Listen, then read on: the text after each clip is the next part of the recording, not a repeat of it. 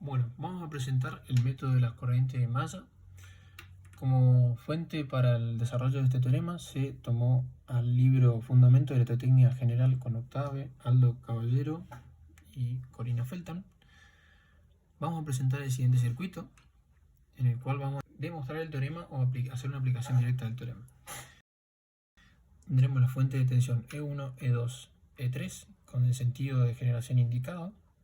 Tendremos las impedancias en el circuito Z1, Z2, Z3, Z4, Z5, 6 y 7 y las corrientes en cada rama respectivamente. Tendremos la corriente I1, la corriente I2, la corriente I3, la I4 hacia abajo y la I5 de izquierda a derecha.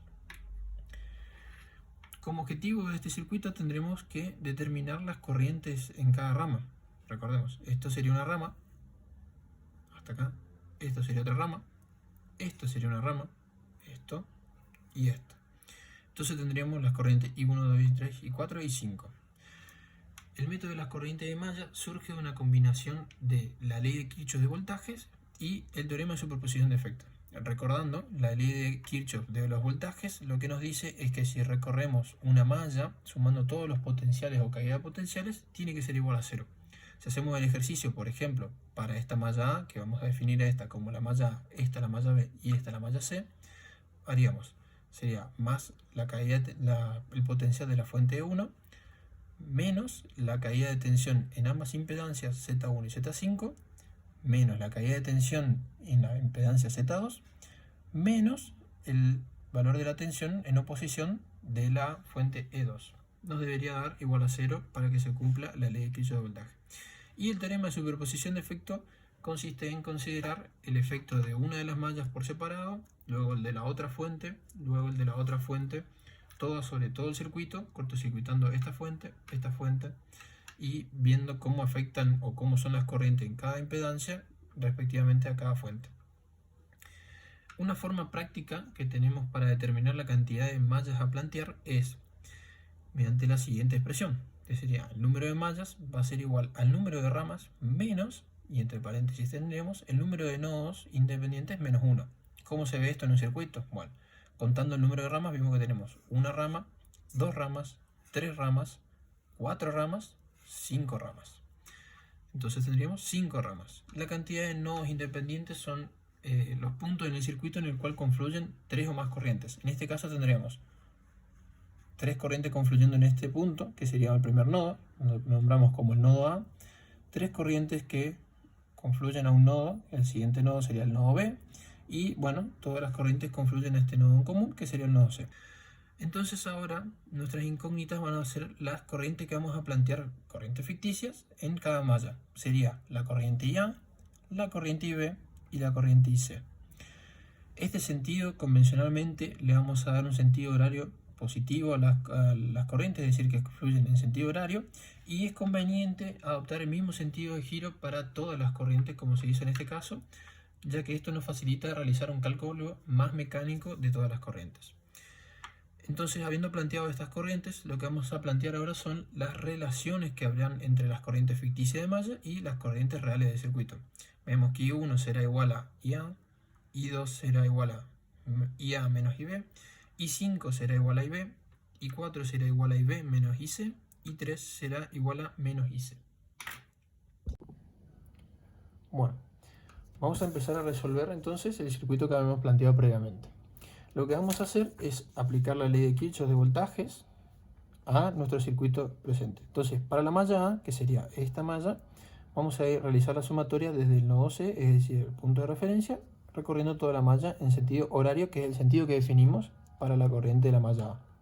Entonces, empezando el recorrido tenemos la fuente de tensión E1, que sería acá, positiva, menos la caída de tensión que va a haber en estas dos impedancias, Z1 y Z2. Eso se expresa como menos la suma de Z1 más Z5 por la corriente IA, que sería la corriente ficticia de malla. Llegamos a esta rama, pasamos por el nodo A, llegamos a la rama, esta rama, y vemos que tenemos la caída de tensión en la impedancia Z2. Acá se toma una convención de que es predominante la corriente de la malla que estamos considerando sobre la otra. Es decir, en este caso sería IA menos IB. Vamos a ver que cuando hagamos la malla B será el caso contrario. Y por último, menos la caída de tensión en la fuente 2. ¿Por qué menos? Bueno, porque está en oposición. Todo esto tiene que ser igual a 0 para que se cumpla la ley de Kirchhoff de los voltajes en una malla. Planteando para la malla B, que sería esta malla, vamos a ver qué tenemos. Nuevamente, partiendo del nodo C, nos encontramos con la fuente de tensión E2, menos la caída de tensión en esta impedancia, que va a estar dado por la diferencia de corrientes que circulen en esta rama, que será la IA y la IB. En este caso consideramos predominante la IB sobre la IA, dado que IB es la corriente de malla que estamos trabajando en esta ecuación. Menos la caída de tensión en la impedancia 7, menos la caída de tensión en la impedancia Z4. Nuevamente consideramos predominante la corriente de malla B sobre la corriente de malla C, que iría en oposición. Tenemos así y así. Lo mismo plantearíamos para la malla C, nos quedaría esta expresión. Bueno, sería hacer el mismo proceso de recorrer esto. Entonces, si reordenamos algebraicamente expresando todas las impedancias multiplicadas por una misma corriente como una sumatoria y un producto, nuevamente también para Z2, y escribiendo del otro lado del miembro de la igualdad las tensiones, tendremos 1 menos E2, E2 y menos E3 para la tercera ecuación, podemos reescribir esta ecuación de forma matricial, que nos quedaría como una expresión así. Recuerden que el producto matricial, vamos a ver que podemos multiplicar la primera columna de nuestra matriz de 3×3 por la primera fila de nuestro vector corrientes, la segunda columna por nuestro segundo elemento del vector corrientes, y así con la tercera también. Y podríamos verificar de que esto es igual a esto, y esto igualado a el vector de tensiones en cada malla.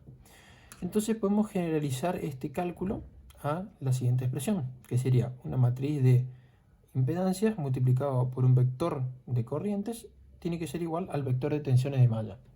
Esta matriz de impedancias se construye con las impedancias de la malla A, las impedancias de la malla B y las impedancias de la malla C. Y si ahora queremos determinar cómo se construye la matriz de impedancia generalizada, tendremos que partir primero por la diagonal principal, que son todos los elementos propios de cada malla, malla A, malla B, malla C. Entonces, si vamos a ver el circuito, serían todos los elementos o impedancias que son recorridas por la corriente de la malla A. Tendríamos a la Z1, Z5 y Z2. Todas estas impedancias irían incluidas en ese término. Ahora, si queremos determinar los otros elementos que no son de la diagonal principal, serán los elementos compartidos entre las mallas, es decir, todas las impedancias que sean recorridas por más de una corriente de mallas serán impedancias compartidas. Por ejemplo, para la malla A y la malla B, vemos que la corriente de la malla A hace este recorrido pasando por Z2, y vemos que la corriente de la malla B hace este recorrido también pasando por Z2. Entonces Z2 sería el elemento compartido entre la malla A y B. Y en ambos casos consignaría un signo negativo por el desarrollo visto previamente. Bueno, entonces podemos generalizar a esta expresión, que sería una matriz de impedancias, una matriz, un vector columna de corrientes y un vector columna de tensiones. Bueno, el vector de corrientes serían nuestras incógnitas, esto sería lo que queremos averiguar. Y estos también serían los datos que tenemos para el cálculo, que son los vectores, es el vector columna de las tensiones de malla. Vemos que, por ejemplo, para la malla A tendríamos que sumar todas las fuentes de tensión que existan en la malla A. Entonces tenemos más E1, estas son impedancias, y aparece la E2 después en oposición, por eso un menos. Por eso tenemos el menos E2. A partir de esta expresión generalizada, que vemos que es de 3×3, podemos hacerlo también de 2×2. Es decir, si asignamos 0 a los términos que no corresponden a nuestras mallas, que serían IC, BC, veremos que nos quedaría nuevamente un producto de 2×2. Es un producto de matrices de 2×2, que es lo que está hecho en la plantilla. En una plantilla de 3×3, ustedes pueden reducirlo a uno de 2×2 asignándole ceros a estas terminales. Y lo que hacemos es despejar el vector columna de las corrientes, aplicando la inversa a la matriz, premultiplicando el vector de tensiones por la inversa de la matriz de impedancias.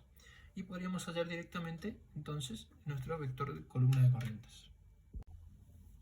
Bueno, vamos a hacer una aplicación práctica del teorema que hemos visto en método de mallas.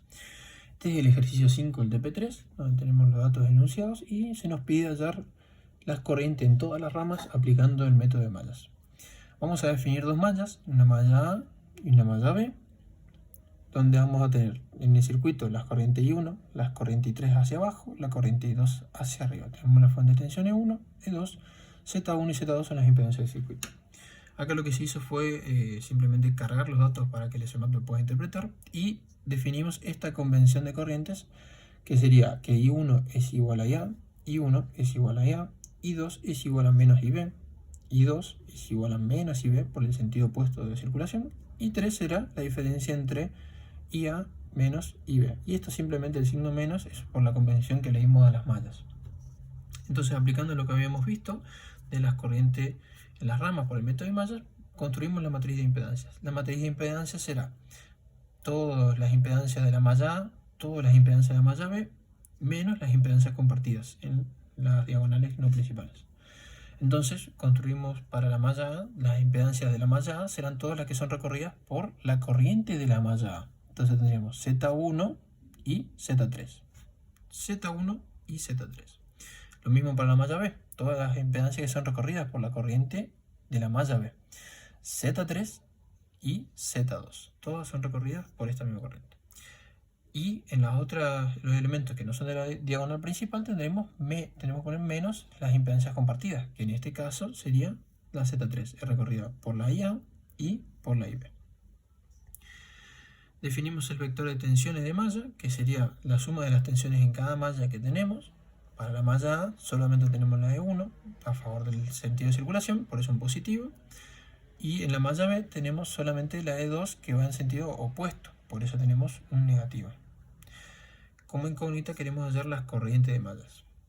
En SMAT podemos definir entonces que esta matriz de las incógnitas, el vector de corrientes, será igual a la función invert, que nos invierte la matriz, multiplicado por el vector de tensiones de malla que definimos previamente. Este es el resultado que obtenemos a partir del producto matricial.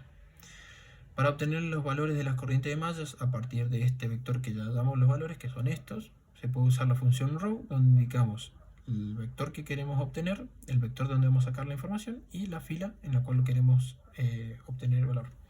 Para ello definimos IA y B. Y bueno, recordando estas relaciones, vamos a escribir o hallar los valores de nuestras corrientes respectivamente. Vemos que, por ejemplo, I1 es igual a IA, que era lo que habíamos planteado acá, I2 es igual a menos IB, y el caso de I3 es que I3 es igual a IA menos IB, que nos da este valor.